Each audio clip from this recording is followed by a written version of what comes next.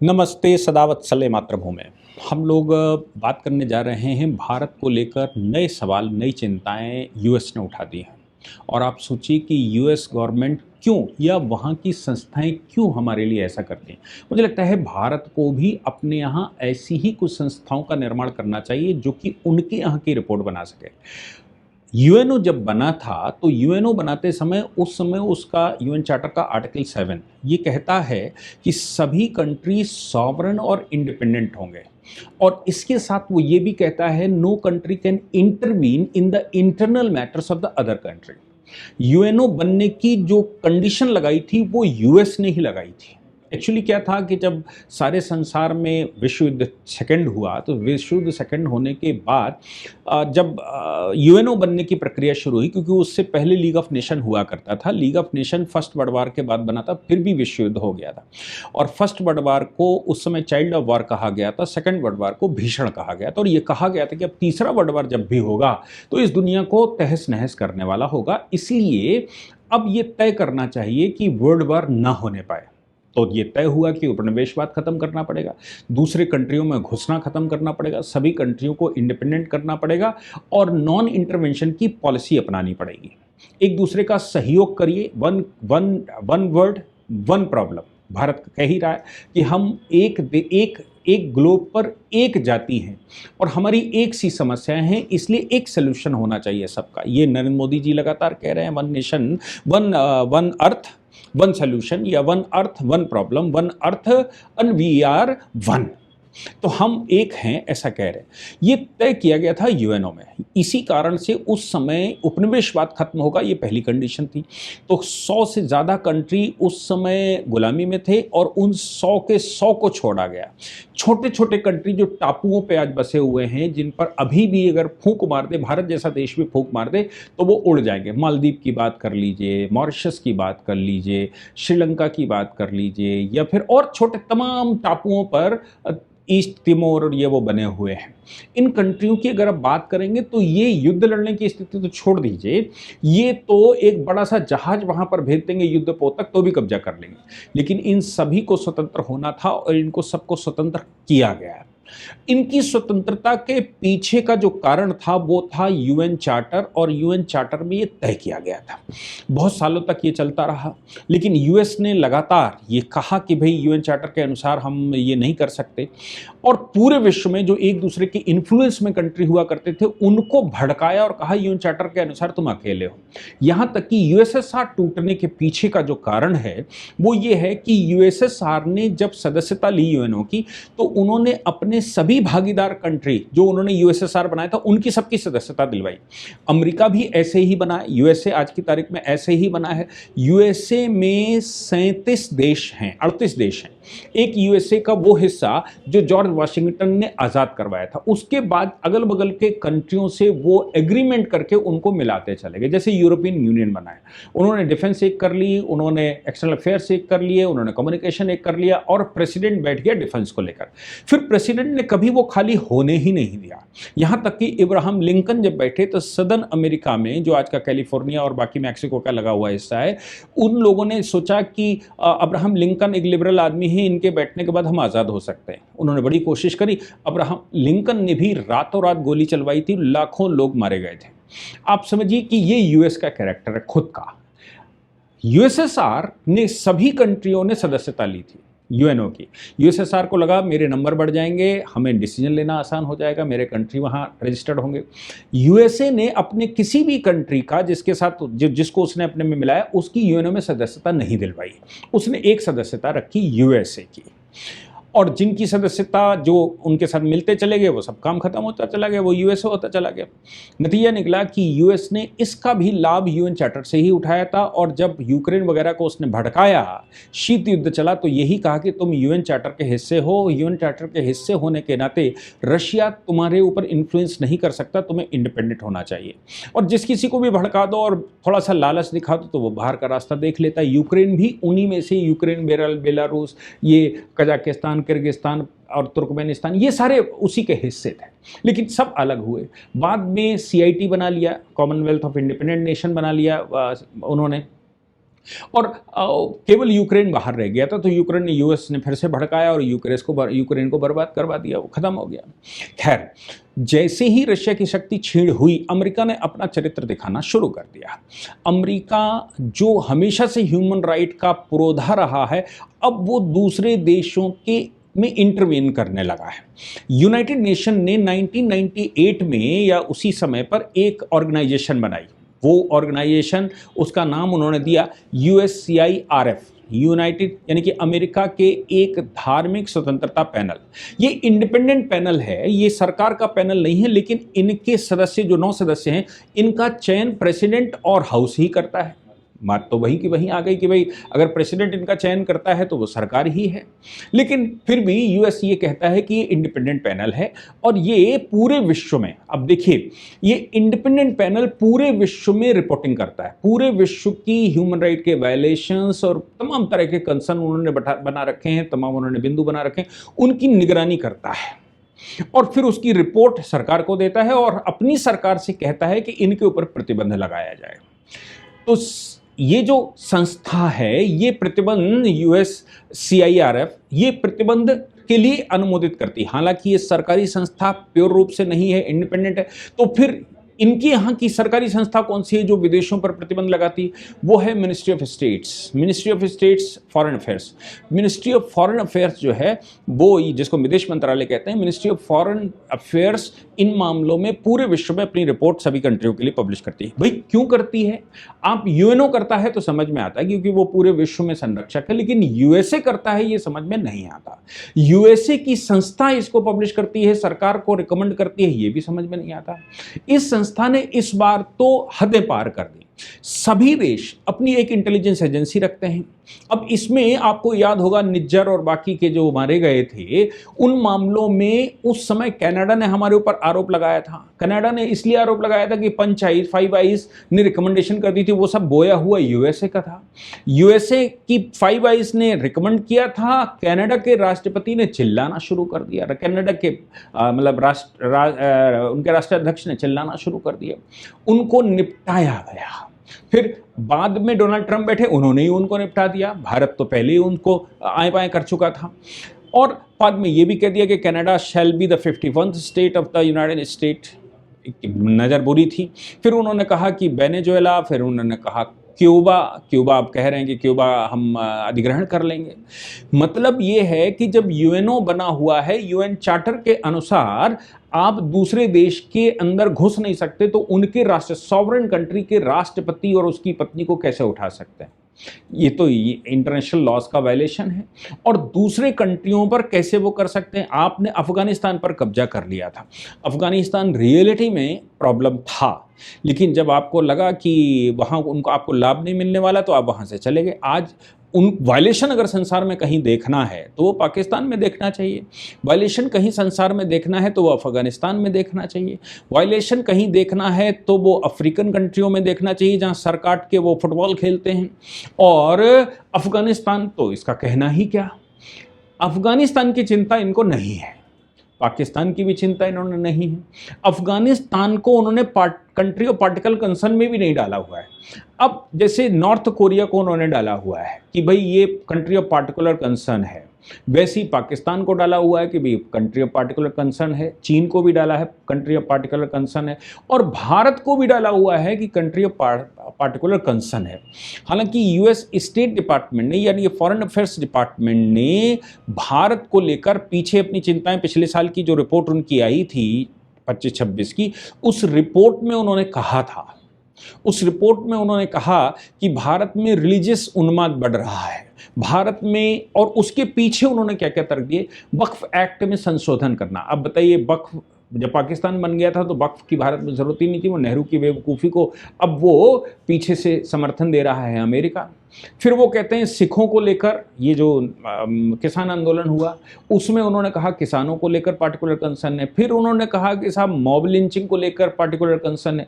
फिर उन्होंने कहा कि भारत के अंदर CAA को लेकर कि भारत नागरिकता रिलीजन देखकर दे रहा है, वो कंसर्न उठा दिया। भारत के अंदर जो राहुल गांधी कह रहे हैं, जो राहुल गांधी अमेरिका में जाकर कहते हैं और उनकी एजेंसियों को बोलकर आते हैं, वही रिपोर्ट पब्लिश हो गई।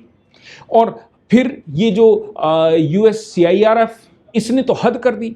इसने कहा रॉ, भारत की रॉ के लोगों को प्रतिबंध लगा देना चाहिए अमेरिका में। क्यों प्रतिबंध लगा देना चाहिए? रॉ के लोगों पर इसलिए प्रतिबंध लगाना चाहिए कि विश्व में भारत के विरुद्ध जितनी शक्तियां काम करती उनको वहां पर निपटा रहे। हालांकि ये हमारे प्रधानमंत्री के लिए क्रेडिबिलिटी है, हमारे लिए तो ये तमगा है कि उन्होंने कहा कि भाई भारत की रॉ या भारत की एजेंसी अब इतनी सक्षम है कि विदेशों में बैठे दुश्मनों को भी मार सकती है। उन्होंने निज्जर विज्जर के 4-6 इलस्ट्रेशन दिए कि बोले इनको मार दिया है, कनाडा में कुछ लोगों को मार दिया, अमेरिका में मार दिया, यूरोप में कुछ लोगों को मार दिया, पाकिस्तान में कुछ लोगों को मार दिया। ये अपनी बाकायदा रिपोर्ट में उन्होंने कहा। इसके पीछे भारतीय एजेंसी रॉ है। क्यों? क्योंकि ये लोग भारत के लिए संकट बने हुए थे, इसलिए दूसरे कंट्रियों में घुसकर भी उनकी सॉवरेंटी के अंदर मार दिया। आप भैया वेनेजुएला के राष्ट्रपति को उठा लाए, आप दूसरे कंट्री में उनके राष्ट्रपति और राष्ट्रपति की पत्नी को उठा लाए, आप ठीक कर रहे हो, क्योंकि आपकी एक मुनरो डॉक्ट्रिन है। मुनरो डॉक्ट्रिन ये कहती है अमेरिका की कि जो कोई भी हमारे खिलाफ दिखाई पड़े उसको अमेरिका पहुंचने से पहले वही निपटा दो। भारत भी यही कर रहा है, तो भारत पार्टिकुलर कंसर्न है। दूसरी बात उन्होंने जो सबसे पहली बार कही, उन्होंने राष्ट्रीय स्वयंसेवक संघ को पार्टिकुलर कंसर्न बताया और उन्होंने कहा कि राष्ट्रीय स्वयंसेवक संघ जो है वो रिलीजियस उन्माद भारत में फैलाता है, रिलीजियस भेदभाव करता है, हिंदुओं को संगठित करता है। अब आरएसएस और आरएसएस से जुड़े हुए लोगों के प्रति प्रतिबंध लगा देना चाहिए, अमेरिका में वीजे बंद कर देने चाहिए और इनके खिलाफ कार्रवाइयां करनी चाहिए, इनकी संपत्ति सीज कर लेनी चाहिए। अब मोदी जी भी राष्ट्रीय स्वयंसेवक संघ के ही हैं, भारत की सरकार ही राष्ट्रीय स्वयंसेवक संघ की बनाई हुई है। आज की तारीख में भारत की सरकार में जो लोग भी हैं उनमें 60 से 70% वो लोग हैं जो राष्ट्रीय स्वयंसेवक संघ की शाखा में कभी ना कभी गए होंगे या फिर विचारधारा से मिलते होंगे और उधर किसी न किसी संगठन के साथ काम करते रहे। तो राष्ट्रीय स्वयंसेवक संघ की पृष्ठभूमि से तो मोदी जी प्योर आते हैं, अटल जी प्योर इस संघ की पृष्ठभूमि से आते हैं। इनके पास अपना कुछ नहीं था, ये तो कोई चाय वाले का बेटा है तो कोई खेत वाले का बेटा है। ये तो राष्ट्रीय स्वयंसेवक संघ था जिन्होंने इनको उठाकर इस पोजीशन पर बिठा दिया और पूरा विश्व लोहा मान रहा है। इन सब के पीछे तो आरएसएस का नाम, अब आरएसएस का नाम भी राहुल गांधी ही लेते हैं। तो आप सोचिए कि उस समय भी जब मोदी जी का वीजा कैंसिल करने की बात कही गई थी अमेरिका में, जब वो मुख्यमंत्री हुआ करते थे, तब कांग्रेस की केंद्र में सरकार थी, तो इन्होंने भड़काया था कि अब वीजा उनको मत दीजिए यहां से। और यहां से बाकायदा चिट्ठी पत्री भी लोग कहते हैं कि गई थी कि भाई ये जो है मौत के सौदागर हैं और ये वो हैं, जब वो सरकार में थे। अभी राहुल गांधी अमेरिका में जा जाकर वहां पता नहीं क्या समझाते हैं, क्या ज्ञान देते हैं, क्या ज्ञान पेलते हैं कि अमेरिका की जो एजेंसी है वो रिकमेंड कर रही है कि आरएसएस पर प्रतिबंध लगा देना चाहिए, जबकि आरएसएस के मामले में जो मैंने स्टडी की, पिछले 100 साल में एक भी हिंसक घटना नहीं हो सकती।